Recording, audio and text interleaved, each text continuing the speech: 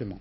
Conséquence indirecte de ce coup de froid, une intoxication à l'oxyde de carbone s'est produite dans un squat à Paris. Les locataires de fortune privés d'électricité s'étaient chauffés au gaz. 15 personnes, dont 12 enfants, ont été évacuées. Anne Poncinet à l'Insin. Ça saute aux yeux, l'immeuble est non conforme aux normes EDF.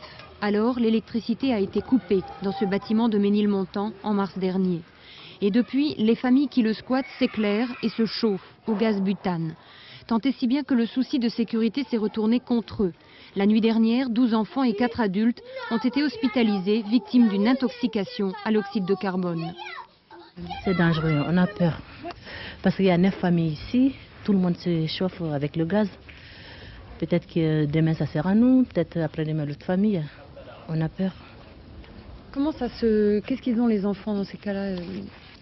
Ils ont mal à la tête, mal au ventre et des vomissements aussi. En janvier 93, déjà, l'immeuble avait été évacué suite à l'explosion d'une bonbonne de gaz. Le lendemain, les habitants avaient pu revenir.